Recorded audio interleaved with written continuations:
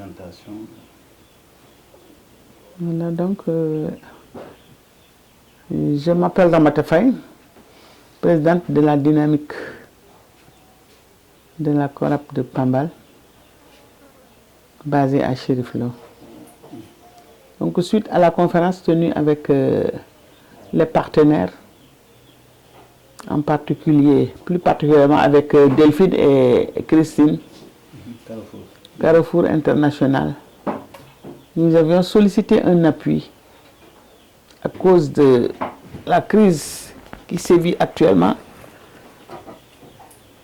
à cause du coronavirus 2019. Et nous sommes restés, je peux dire, environ 10 jours. Une réunion du conseil d'administration, l'ensemble des présidentes de dynamique a été tenue. Des périmètres maraîchers au niveau de la Corap à Pambal. Et suite à cette réunion, la décision prise était d'appuyer donc les 10 périmètres maraîchers pour un montant global de 4 millions de francs CFA, ce qui revient à 400 000 francs par périmètre maraîcher.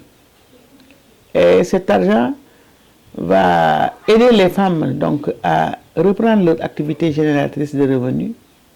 Ça dépend. Et presque il y a 5 à 6 jours de cela, ça a vraiment coïncidé avec l'inauguration du marché qui est là, tout près. Et chaque matin, les femmes viennent, elles vont acheter comme d'habitude, parce qu'avec la levée quand même, levée de l'état d'urgence, les femmes ont repris la route du marché. Et cet argent, comme je l'ai dit tout à l'heure, va leur permettre de reprendre un peu les activités génératrices de revenus, comme la vente de poissons fumés, poissons frais, légumes, etc. Et même il y a un poulailler, parce que comme moi ici, je travaillais avec, je mettais des poussins, j'ai levé des poussins. Et j'ai aussi repris, je pense que même si vous voulez, on peut aller voir, vous entendez les gens, les poussins crier. Et on remercie vraiment Carrefour qui a voulu quand même accepter notre aide, notre appui pour nous permettre de reprendre l'activité génératrice de revenus. Et on compte même, et le gouvernement canadien, et on compte même pendant l'hivernage mettre quelques variétés hivernales comme le gombo, l'aubergine douce, l'aubergine amère, etc. Et pourquoi pas du niébé au niveau des périmètres maraîchers. D'ailleurs, les périmètres sont déjà défrichés et ce qui reste, c'est peut-être de voir comment obtenir les semences au niveau de la Corap, etc. Surtout les semences de gombo. Celles de niébé sont déjà disponibles ici au niveau de l'antenne de Chérif Lo. Nous avons constaté que les femmes commencent à aller dans les périmètres. Oui. Maintenant, vous pouvez revenir un tout petit peu sur les activités qui vont être faites dans ces périmètres-là, Oui. en cette période d'hivernage. En cette période d'hivernage, comme je l'ai dit, les femmes ont repris la route des périmètres, effectivement. Et elles comptent faire du gombo, comme les espèces hivernales. Il y a le gombo, il y a l'aubergine amère, l'aubergine douce, il y aura aussi du niébé qu'elles vont faire. Et en même temps, elles vont profiter aussi de la tombée des pluies pour reboiser. On va mettre peut-être des acacias, ça dépend, ou bien du leucéna, ça dépend, des variétés vraiment qui sont utiles pour les femmes, surtout dans le cadre de l'élevage ovin qu'elles font. Nous avons remarqué aussi, comme vous l'avez dit tout à l'heure dans l'introduction, que chaque groupement a reçu 400 000 francs CFA. Ce montant est-il suffisant pour toutes les activités des femmes des 10 périmètres? Non, non. Quelle activité faites-vous avec ce montant? Voilà. C'est vraiment insuffisant, mais quand même on a trouvé entre nous un système permettant à toutes les femmes d'en bénéficier. Pourquoi? On a fait une sorte de crédit revolving. Voilà. Si je reçois 50 000 francs, je rembourse au bout de 6 mois et je vais donner à une autre femme. Elle va continuer ainsi de suite. Et à la fin, toutes les femmes vont bénéficier de ce fonds.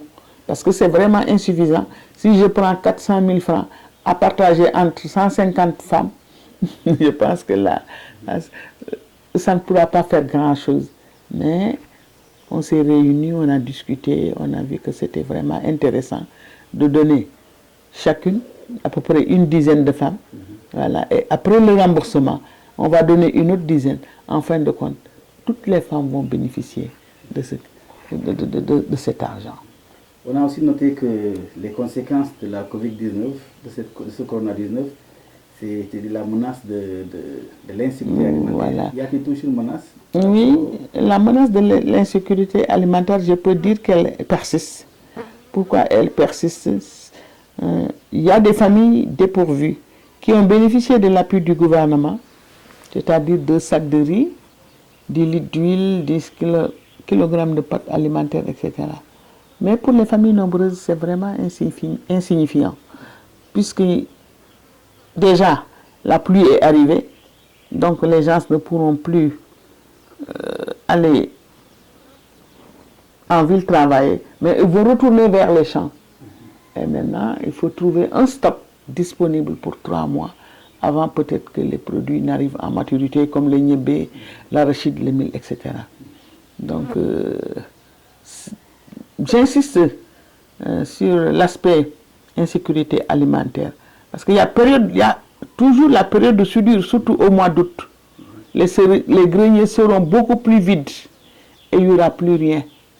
Plus rien. Donc, cette insécurité, je persiste que vraiment, si on pouvait quand même aussi nous aider dans ce sens, ce serait encore meilleur. Parce que la soudure, en général, le milieu rural le sent au mois d'août de chaque année. Au mois d'août, les greniers sont vides, alors que les récoltes ne sont pas encore là sur place. Et c'est une période très difficile, août-septembre. On a noté que si durant cette période de soudure toujours, il y a les semences qui sont là. Et les femmes ne seront pas tentées d'acheter ces semences-là comme nourriture. Oui, les semences sont là. Et effectivement, les semences sont déjà achetées comme nourriture. Parce que le niébé qu'on a acheté, les gens en font des plats, le soir surtout. Comme il y a une sauce traditionnelle qu'on prépare avec le niébé tellement excellent et nourrissant. Les gens sont obligés, avant d'aller semer, de semer aussi dans les ventres. Comme l'arachide aussi, avec la sauce le soir. Comme le mil. En tout cas, les gens aussi achètent, mais la plupart, c'est pour l'autoconsommation. Mais les semences, jusqu'à présent, ça pose problème. Surtout les semences de qualité. Parce qu'il y a eu quand même quelques semences, mais parfois il y a des semences certifiées, mais il y a aussi des semences qu'on appelle semences écrémées. Donc la qualité laisse à désirer, surtout venant du gouvernement. Au nom des femmes que vous dirigez, quel est votre dernier mot, Aurélie? Donc, les femmes sont vraiment contentes d'être appuyées, leurs besoins ressentis en même temps par le partenaire Carrefour International que nous remercions, comme je l'ai dit tout à l'heure, de même que le gouvernement canadien, d'avoir vraiment eu à satisfaire leurs propres besoins.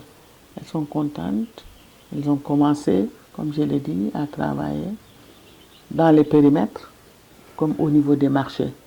Mais puisque ce n'est pas insuffisant, mais c'est toujours quand même quelque chose. Donc, à tour de rôle, chacune d'elles attend son tour. Mais concernant le périmètre, tout ce que nous allons faire, toutes les femmes concernées seront là pour la culture des légumes, du gombo, etc.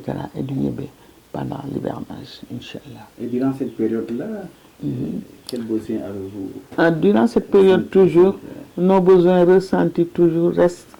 J'insiste sur les semences. J'insiste sur les semences. Parce que aussi les semences sont vraiment insuffisants. Insuffisants pour satisfaire toute la communauté. Parce que ce n'est pas seulement les périmètres qui sont concernés, mais il y a aussi la communauté qui vient se ravitailler. Donc, si on pouvait quand même augmenter les semences, ce serait meilleur.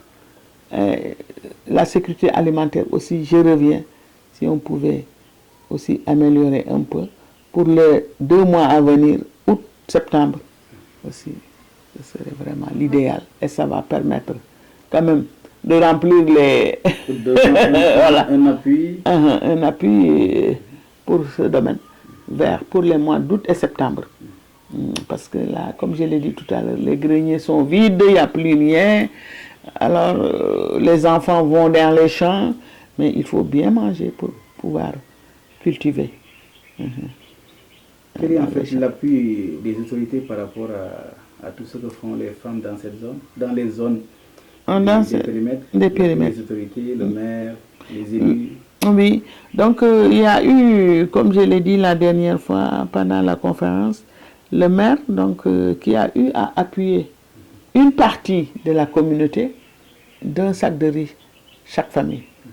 Un sac de riz chaque famille. Et au niveau des daras, c'est-à-dire des écoles coraniques, 2 sacs de riz et 1 bidon d'huile pour les talibés, les enfants qui fréquentent l'école coranique.